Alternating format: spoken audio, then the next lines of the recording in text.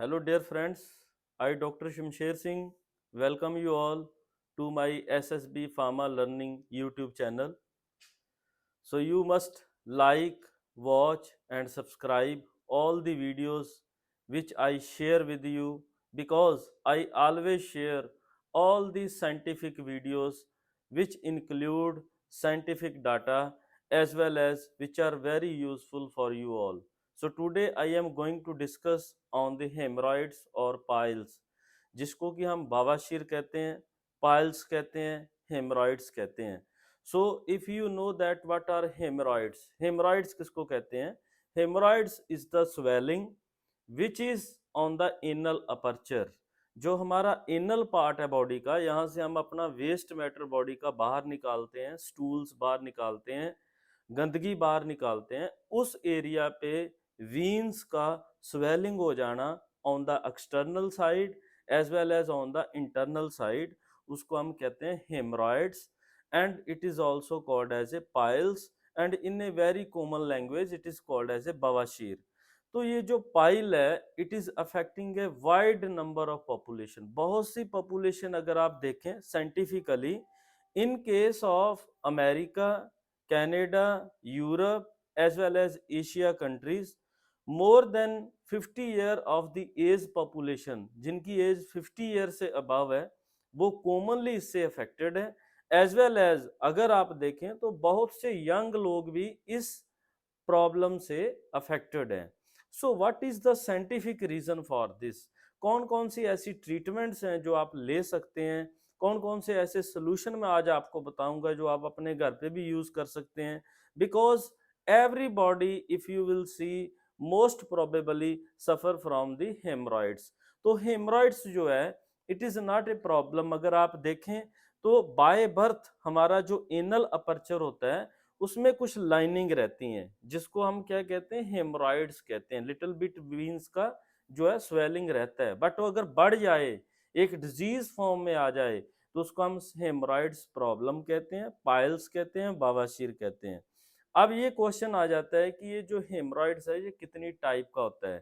तो this is of 3 type, ये 3 type का होता है. कई लोगों के जो हेमरॉइड्स है, जो एनल अपर्चर है, हमारा वेस्ट का अपर्चर है, वहां पे एक्सटर्नल साइड को स्वेलिंग रहती है. सो दैट जो एक्सटर्नल साइड है, बिकॉज हमारा जो एनल अपर्चर है that is made up of skeletal muscle. Externally उसमें स्केलेटल मसल्स भी होते हैं, इंटरनली अगर आप बात करें तो साथ में स्मूथ मसल्स भी रहते हैं, बट वो लेस अमाउंट में होते हैं. सो अगर मान लीजिए अगर आपका एनल अपर्चर स्वेल्ड है, स्वेल अप हुआ है, वहां पे कुछ इन्फ्लामेशन है, वहां पे कुछ रेडनेस है, या वहां पे कुछ ब्लीडिंग होता है, तो इसका मतलब कि आप पाइल से, बवासीर से, हेमरॉइड से सफर कर रहे हैं. सो एक्सटर्नल का मतलब है it affect from the external side. Sometime the peoples are affected from the internal side, वो रेक्टम साइड की तरफ से अफेक्टेड होते हैं, उसको हम इंटरनल टाइप ऑफ हेमरॉइड्स कहते हैं. And some time both the type can be there, internal भी होता है और एक्सटर्नल भी होता है, prolapsed type of the haemorrhoids और द पाइल्स. अब ये क्वेश्चन आ जाता है कि जो हेमरॉइड्स है वो क्यों होते हैं? So there are so many cause, इसका कोई एक सिंगल फैक्टर नहीं है. Likely if I will discuss with you, the first thing which is responsible for the haemorrhoids is your overweight. अगर आप ओबीज हैं, आपका बॉडी वेट ज्यादा है, आपका अब्डोमिनल जो वेट है वो बहुत ज्यादा है, तो उस केस में आपको हेमराइड्स होने के चांसेस रहते हैं. जो सेकंड आ जाता है in case of if you are suffering from the constipation, आप लॉन्ग टाइम से कॉन्स्टिपेशन से, कब्ज से सफर करते हैं, तो कॉन्स्टिपेशन में जो है वो कई लोगों को internal as well as external जो हेमराइड्स हैं वो हो जाते हैं. हो इसके लिए मैं आज आपको सोल्यूशन भी साथ के साथ बताऊंगा कि how you can solve this problem. उसके बाद जो थर्ड कंडीशन आ जाती है, कॉजेटिव फैक्टर क्या है प्रेगनेंसी में. सो इन केस ऑफ प्रेगनेंसी अगर आपने देखा हो तो उस केस में क्या रहता है, बॉडी का अब्डोमिनल वेट बढ़ा हुआ होता है. एंड इन दैट केस अगर आप उस केस में प्रेगनेंसी में ज्यादा देर के लिए सिटिंग करते हैं, जहां आप ज्यादा देर के लिए जो है वो अपना वॉशरूम लैट्रिन की सीट के ऊपर बैठते हैं, तो उस केस में जो आपका हेमरॉइड के चांसेस हैं वो बढ़ जाते हैं। जो थर्ड आ जाता है that is a low fibre diet. अगर आप अपनी जो डाइट है उसमें फाइबर का कंटेंट कम लेते हैं, सो सपोज अगर कोई भी इंसान है तो उसको अपनी डाइट में 3 टाइम अगर वो डाइट ले रहा है, चाहे वो 2 टाइम ले रहा है, उसमें 25% फाइबर होना चाहिए। अब फाइबर आपको कहाँ से मिलता है? फाइबर आपको सैलेड से मिलता है, या फाइबर आपको ग्रीन लीफी वेजिटेबल साथ में खाएं तो उससे मिलता है। So must take the fibre rich diet. Next जो आ जाता है, if you are lifting over weight. So athlete कई बार क्या करते हैं, वो ओवर वेट लिफ्टिंग करते हैं। तो ओवर वेट लिफ्टिंग करने से क्या होता है, हमारा जो इनल अपर्चर है, जो वेस्ट एरिया का अपर्चर है, वहां पे फोर्स डेवलप होता है, वहां पे एक वेट डेवलप होता है। अगर आप कभी भी देखें, you will try to put some weight which is a heavy weight, तो उस केस में हमारा इनल अपर्चर पे फोर्स चला जाता है। अगर ऐसे एथलीट्स बार बार करते हैं तो उन केस में भी हेमरॉइड्स के, पाइल्स के, बवासीर के चांसेस जो है वो बहुत ज़्यादा रहते हैं। जहाँ फिर आप क्या करते हैं, टॉयलेट पे लॉन्ग टाइम सिटिंग करते हैं। तो लॉन्ग टाइम कई बार आपने देखा हो कि इन करंट कंडीशंस क्या होता है, many population they use phone as well as do some other things while sitting on the toilet sheets. तो वो टॉयलेट शीट पे बैठ के फोन पे भी बातें करते रहते हैं, कुछ और भी काम करते रहते हैं। इस केसेस में आपको हेमरॉइड पाइल्स के चांसेस जो हैं वो बढ़ जाते हैं। नेक्स्ट आ जाता है, अगर आपका बॉल मूवमेंट जो है वो अपसेट रहता है। बॉल मूवमेंट मीन जो आपका वेस्ट जो जा रहा है नीचे से from stomach toward intestine, small, large and then anal side, वो आपका अपसेट रहता है। जैसे इंटेस्टाइनल बॉल डिसऑर्डर है, जहाँ आपको अल्सरेटिव कोलाइटिस है, जहाँ आपको क्रोन्स डिजीज है। ऐसे कई रिसर्च रिपोर्ट ने डाटा शेयर किया हुआ है कि if you are suffering from the Crohn's disease, ulcerative colitis और any other microbial infection of your lower this digestive track, तो उस केस में there are so many research papers, clinical data is available that if you are not caring for your anal aperture, अगर आप अपने anal aperture को proper clean नहीं करते, जहाँ आप लोग एनल अपर्चर के वहाँ पे कोई कंटेमिनेटेड हैंड से उसको क्लीन करते हैं, जहाँ आप कुछ ना कुछ ऐसी प्रॉब्लम से सफ़र करते हैं, suppose in case of females you know that many times they suffer from the vaginal infections. तो कुछ वो जो बैक्टीरिया हैं जो वेजिनल इन्फेक्शन में अवेलेबल हैं, they are transmitted toward the anal aperture. तो वो क्या करते हैं, एनल अपर्चर की साइड को ट्रांसफर हो जाते हैं, एंड ट्रांसफर होने से क्या होता है, उनको एनल में भी इन्फेक्शन रहता है। या कई बार अगर आपने देखा हो तो some time some peoples they do anal sex, तो एनल सेक्स में भी क्या रहता है, हेमराइड्स और पाइल्स की जो प्रॉब्लम है वो बढ़ती हैं। तो ये मैंने आपसे डिस्कस किया है कि व्हाट आर द कॉज, ये थे कुछ फैक्टर। उसके अलावा भी कुछ फैक्टर रहते हैं। सपोज अगर आप खाना खा के एक जगह पे सिटिंग करते हैं, उस केस में आपको हेमराइड की प्रॉब्लम बढ़ सकती है। सेकंड, अगर आप एक्सरसाइज नहीं करते उस केस में बढ़ सकती है। अगर आप वाटर ड्रिंकिंग कम करते हैं उस केस में बढ़ सकती है। अगर उसके अलावा आप चिलीज वगैरह, रेड चिल्ली और ग्रीन चिल्ली वगैरह ऐसी ज़्यादा खा लेते हैं, मिर्ची ज़्यादा खाते हैं, उस केस में आपको प्रॉब्लम बढ़ सकती है। अगर आप अपनी लाइफ में स्पाइसेस या स्पाइसी फूड ज़्यादा यूज़ करते हैं, लाइक बर्गर, पिज़्ज़ा और सम अदर थिंग्स, उस केस में कई पेशेंट्स में ऐसा देखा गया है कि उनको जो हेमराइड्स, पाइल और बवासीर की जो प्रॉब्लम है वो ज़्यादा रहती है। अब ये क्वेश्चन आ जाता है कि अगर हेमराइड्स की प्रॉब्लम रहती है तो उनको क्या क्या सिम्टम्स आते हैं। So symptoms, if either the patient suffer from external haemorrhoids and either they are suffering from both और इंटरनल, सिम्टम्स कुछ सिमिलर रहते हैं, जैसे कि uncomfortable to sit, they are uncomfortable, वो एक जगह पे बहुत देर के लिए बैठ नहीं सकते क्योंकि उनको पेन होता है। सेकेंडली, उनके कई बार whenever they go for toilet, उनके वहाँ पे स्टूल्स के साथ साथ वेस्ट मैटर के साथ साथ ब्लीडिंग भी आता है, ब्लड भी आता है। और कई ऐसे पेशेंट्स भी देखे हैं जिनके जो बाउल्स हैं उनके साथ फैट भी आता है। So fat is also be available there. तो उसके बाद जो है कईयों के ब्लीडिंग रहता है, जहाँ कईयों के एक्सेसिव जो है वो पेन रहता है in the lower digestive track.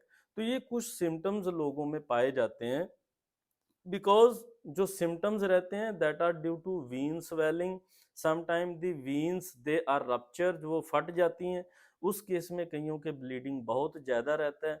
अब ये क्वेश्चन आ जाता है कि how we can go for the testing of this problem, हम इसको कैसे लेबोरेटरी टेस्ट से करवा सकते हैं। सो इसके लिए कॉमन से जो टेस्ट रहते हैं वो आप लोगों के साथ मैं डिस्कस करता हूँ। जब first thing is the digital examination, तो कोई भी जो डॉक्टर है वो डिजिटली जहाँ by the eyes directly necked आई से देखता है कि आपको एनल में प्रॉब्लम है, आपके वहाँ पे स्वेलिंग है, जब पाइल्स हैं।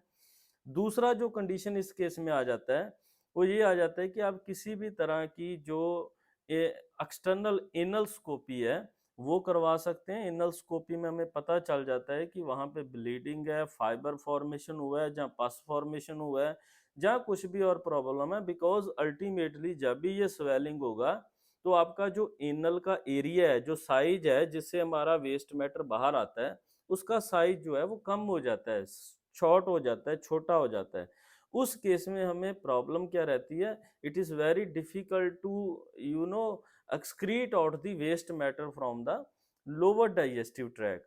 तो ये कुछ स्कैनिंग करवा सकते हैं, जहाँ अगर आपको और भी प्रॉब्लम है तो some kind of culture test भी रहते हैं, या इधर you are suffering from some microbial bacterial infection, उसके लिए हम कल्चर टेस्ट भी करवाते हैं।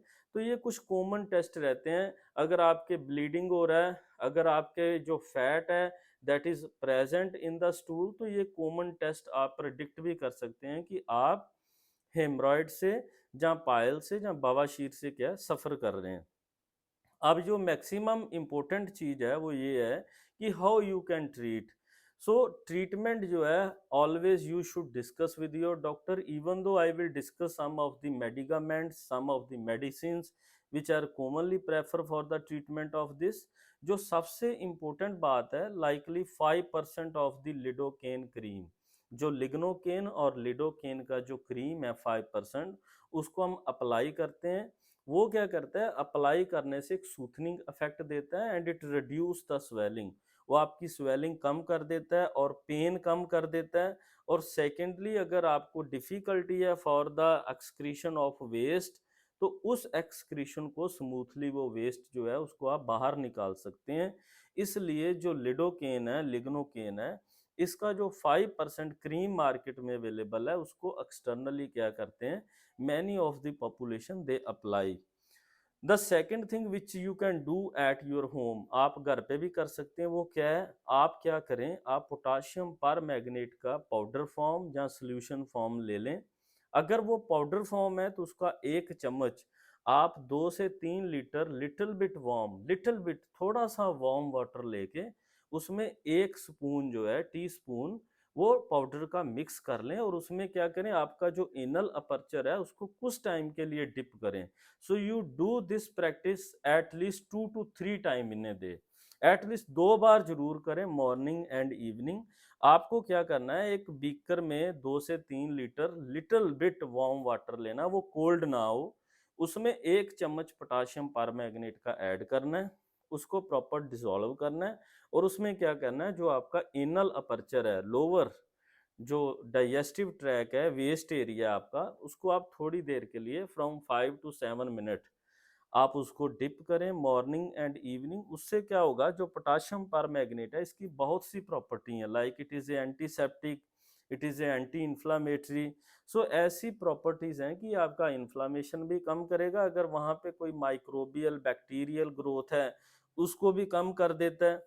जो थर्ड थिंग आ जाता है फॉर द बवासीर एंड पाइल, वो आ जाता है आपके हाइड्रोकोर्टिसोन्स, कोर्टिसोन्स। सो हाइड्रोकोर्टिसोन्स क्रीम्स भी आती हैं। सो डायरेक्टली लोग क्या करते हैं, उसको आप वहाँ पे इनल अपर्चर पे, यहाँ पे स्वेलिंग है उस पे आप अप्लाई कर सकते हैं। बिकॉज उस क्रीम में आपको साथ में कैप भी मिलता है, जो कैप है वो उस टाइप का होता है, so that that particular plastic जो होगा वो आपके इनस के अंदर भी जा सकता है, so that internally it can release some medicament.